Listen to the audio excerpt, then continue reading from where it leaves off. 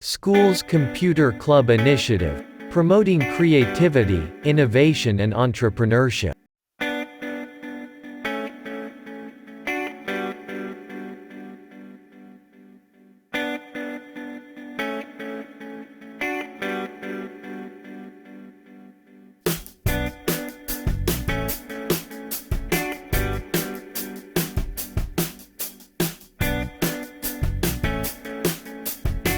I want to say a very pleasant morning to all the participants. Why I also honor all our professional colleagues.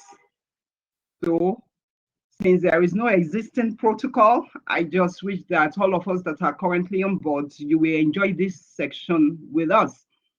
And I want to sincerely appreciate Mr. Adewale for the great work he's doing with the computer kids.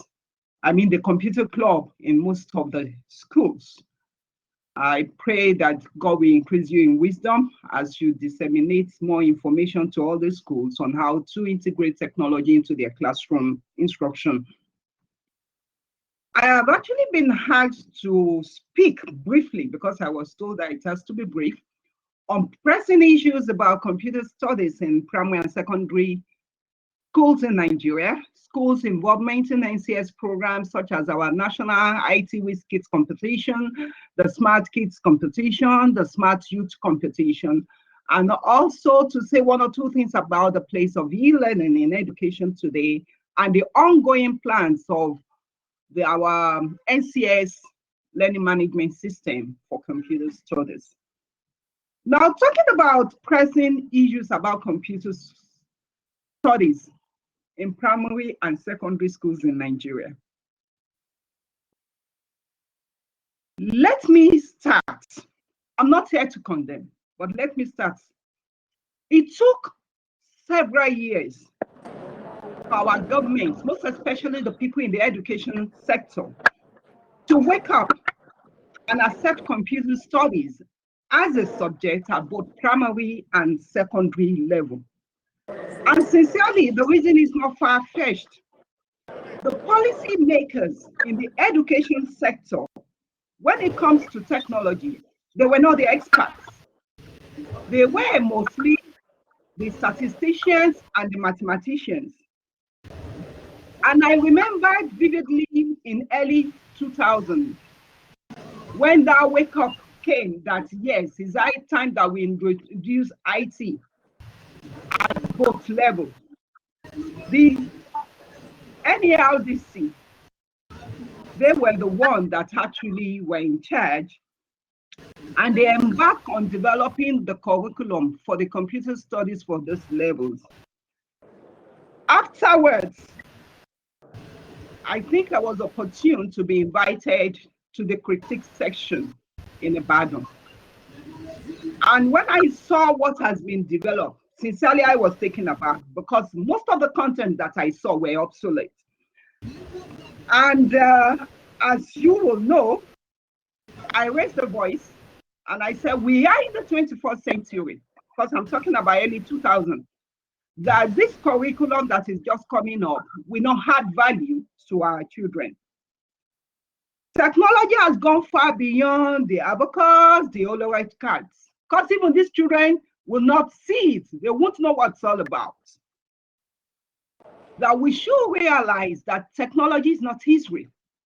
Technology is a tool for the daily life activity. So technology is real time.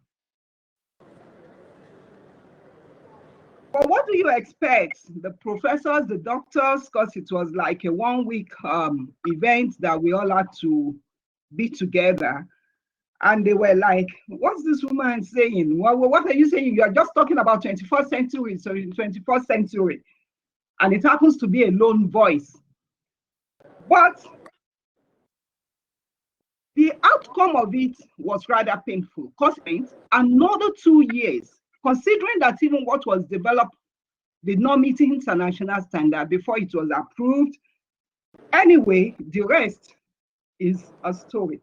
For instance, when you look at the computer studies curriculum for GS2, one of it is talking about the graphics packages. And what are they teaching the students? They are teaching them paid software. Paid software should be for the nursery and primary level. By now, we have so many software that can do a lot of things when it comes to paid. When you look at the senior secondary school one curriculum also, the part of the computer evolution should be taught either at the primary level or at the lower stage of secondary school. But they are bringing this on board at the secondary school level education, and you are now still teaching pre-computer age and all this stuff. Yes, I agreed. In that curriculum, they have a section for problem solving. But what is the programming language they are teaching them? Basic. How many people use Basic today to develop something that is standardized? I'm not here to teach programming languages, but to face the reality of life, as we have said, that we need to move on in this country. For the startup world, you need your, I think there is slight echo at the background. The moderator, if you can just check whose audio is on. Thank you. For the startup world, our students need to really understand Python and JavaScript. Going into the corporate world, we have the Java and the PHP. We all know about data analytics now that is becoming the order of the day. Nothing stops us from teaching them the R and the MATLAB, because these are still the current one in Go. And when we now talk about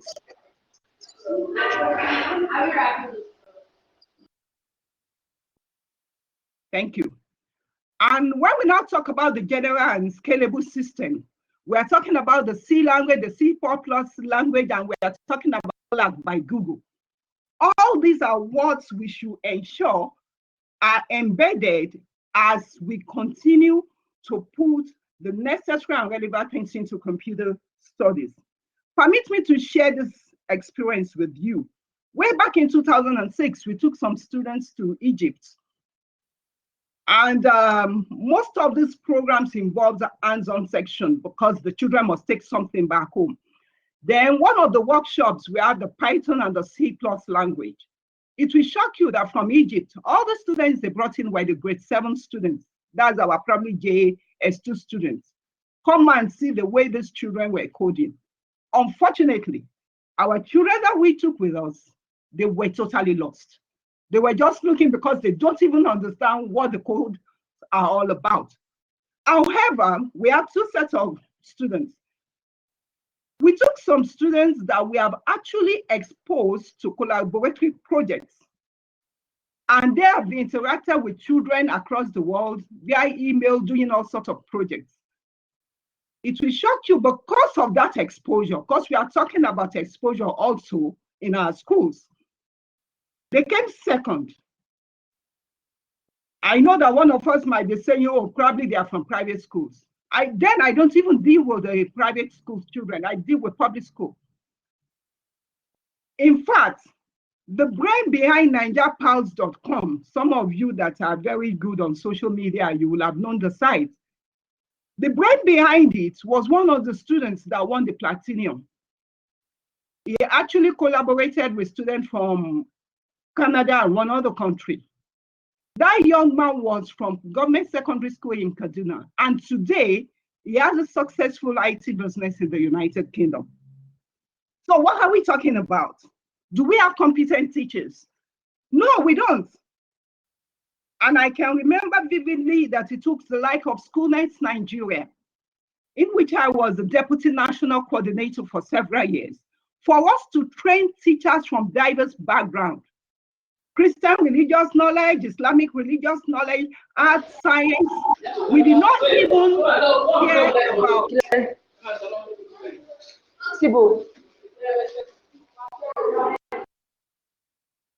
Thank you. We didn't even care about the background of those teachers. We had to teach them how to integrate technology into their classroom instruction. And I'm proud to say this, that it was through this program that we were able to get teachers to start teaching the computer studies in most of our schools across the nation. The data is there. So a quick resolution. The government cannot definitely do this alone.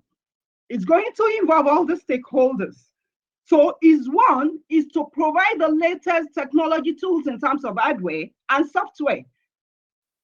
No one is gathering all the big desktop around. That's why I said the latest technology tools that these children can easily use into the classroom environment. Number two is to train teachers on emerging technology. And it has to be constant training. It's not a one-off thing. Take them out there, train them when there is any new technology coming up that they can use to enhance their classroom teaching, bring them back on board and continue to train and retrain through the train-the-trainer approach. And that's how we can have a multiplication effect for our schools. Number three, constant review of the school curriculum. Computer study curriculum should not be treated like any other subject. There must be a constant review. And if you were to ask me, I would say maximum of 2 years. The government should be ready to pump money into that. And there are lots of things that we know that we can do in order to add value to this. So that talks about the present issues. Then looking at schools' involvement in our NCS program, I'll tell you that on our part in NCS, we really know that we need to do more when we talk about spreading the news concerning this. We really need to provide adequate publicity and also to engage all the schools at the state level. And in which we have our state chapter chairman that they will ensure that they disseminate this information. Personally, I love problem solving and would rather engage the young ones in developing apps that will solve identified problems in the society. That is the only way you can tax the brain of children, using current technology tools. In NCS, we are already on that path. We quickly wrap up now. So we had a smart youth competition where the undergraduates actually showcased good startup projects. Hello, ma'am. Hello, ma'am. Yes, please. Yeah. Yeah, don't worry. You can keep up with the pace. Don't worry with the time. Okay. Keep up with the pace, man. Yeah, okay. We are enjoying what you are saying. Yeah. Okay. So where the smart youth competition came aboard and the winners have good startup projects. But one thing I want to say is that it was really an exposure for them, because some of them, even with the project that they presented, they did not know that they can go far beyond that. And it was because of the crop up, even the judges that we brought on board. So after that competition, some of them now were exposed to other things they can do with their projects. And this is what we're talking about in NCS. We just want to make sure that we impact lives. We impact the life of our youth. So it's not all about what they learn in the classroom, but what they can also do and what they can deliver. Unfortunately, the world pandemic did not allow us to fulfill the part of the Smart Teen competition. And that Smart Teen competition was also for the students in secondary education to develop educational applications. Because you will be shocked that even these children, as smart as they are, they can develop applications that will solve lots of math problem, English. But the world pandemic hindered that, and I hope that something good will come up as the year goes by, more so that the tension of COVID is dying down. This year, the advert of the competition, it's also had, and I think it's on our website, and I'm just afraid that I think it will be closing by the end of this month. However, our state chairman will still make sure that they disseminate this information and pass it across to all schools so that they will be able to participate. But just before I leave that, NCS is not as if we are seers, but we were able to look into the future, and we turned this competition to even be online. So even with the world pandemic, most of the participants last year, they were able to successfully, especially the WizKids competition, Most of these children took part in this competition from their homes because most of them were opportune to have the right technology tools, either in their school or at home. And everything was done online. And I realized that it was really an eye-opener for people to know that there is nothing impossible if we have the right technology tools in place. Lastly, the place of e-learning in education today. I know that several years ago, it was really a bone of contention in this country. Once you are not in the physical classroom, they believe that you are not learning. Then if you are talking about distance learning, they will tell you it's no degree. But I'm quite sure that we all have a better understanding now.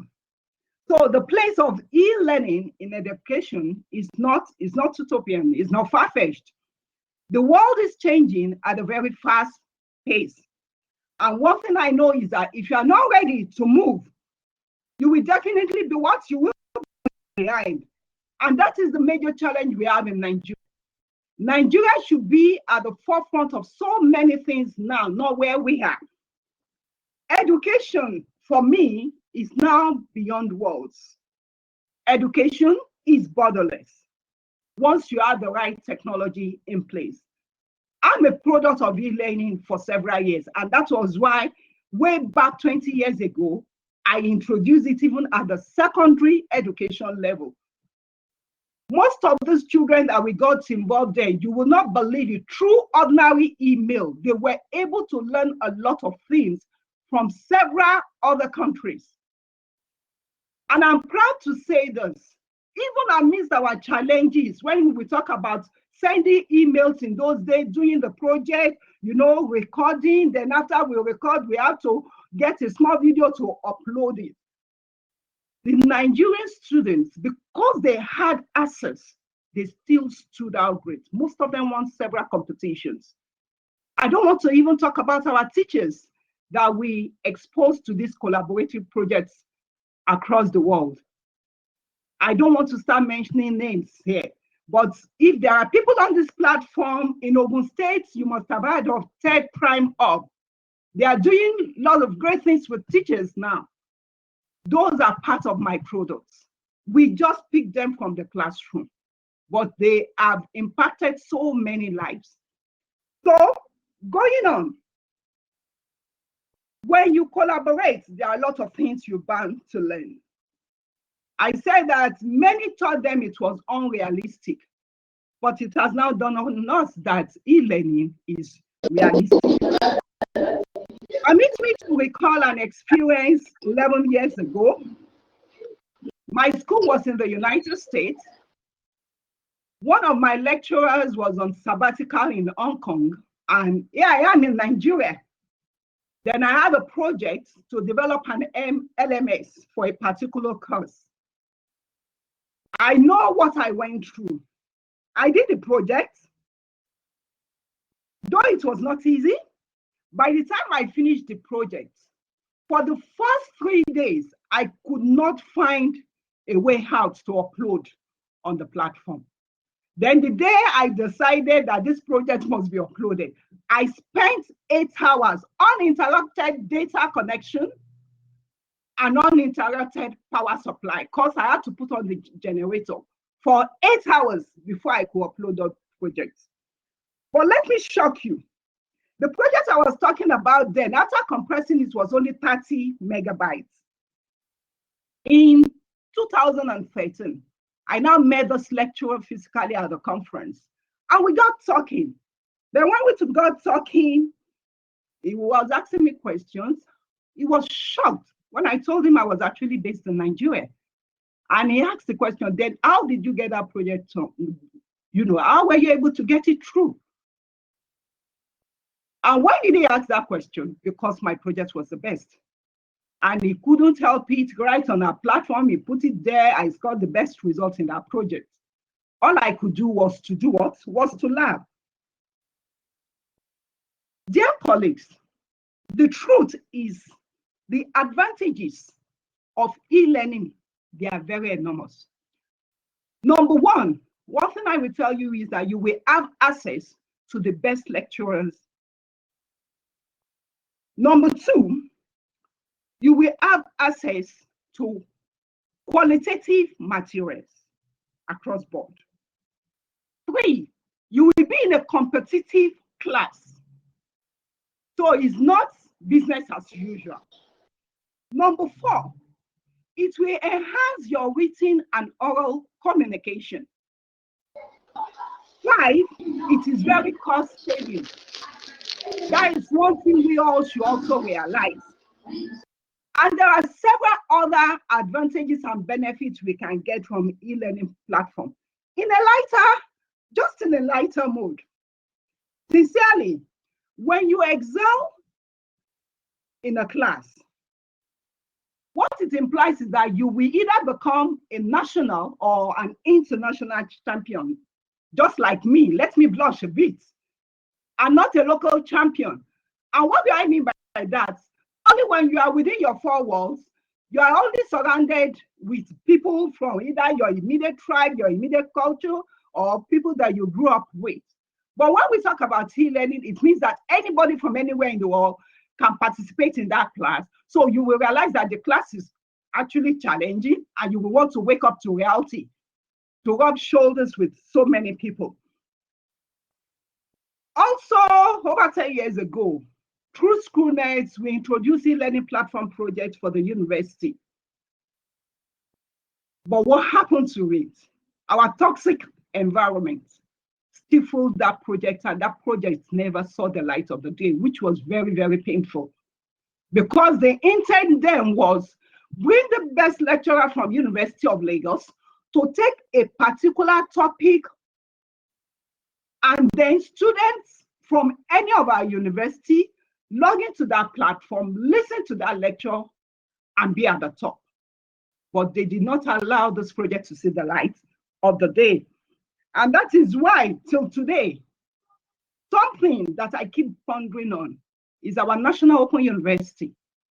Why would, for God's sake, up till now should be having study centers when they can go fully online? And what do they need to do? Engage best lecturers across Nigeria, University of Nsukka, University of Lagos, University of, just name them. Bring them on board. And even that young boy that never had access to good education started off working as an ordinary clerk or security officer in his office. And now that there is money, still want to have access without losing his job, will have access to qualitative education and earn his first degree without any sweat online. And I hope we will get there. Don't let me bore you too much with all this. Finally, coming back to the Nigerian Computer Society. The plans are still ongoing for us to have a LMS for computer studies, in as much as we are using the government curriculum, but we are using an enhanced curriculum. And thanks to the like of Mr. Additional Adewale is one of the committee members. So what we have done is that we got all the government curriculum that is obtainable, and then we have our experts working on it to enhance that curriculum. And essentially the intent, because the idea was one thing that was so paramount for the current president, was once we have it on our website, what that implies is that all the students across the nation can have access to authentic and emerging information on anything relating to computer studies. And as new technologies evolve, we will ensure that we update the curriculum online. However, we need adequate funding. We would love to collaborate with most of our corporate members in order to make our dream come to reality as soon as possible. So please, on this note, my moderator, permit me to say a very big thank you for your rapt attention, and I humbly want to take a bow. Thank you very much. Thank you so much, my indefatigable Chairman, Education and Manpower Development committee. I wish everybody could just unmute their mic and give my indefatigable Chairman Education and Manpower Development Committee a round of applause. Or you just do thumbs up wherever you are. You do thumbs up. You can agree with me That's good. That's great. Yeah, you can agree with me that the professional development has started already. You cannot be in NCS and not experience professional development. Schools Computer Club Initiative, promoting creativity, innovation and entrepreneurship.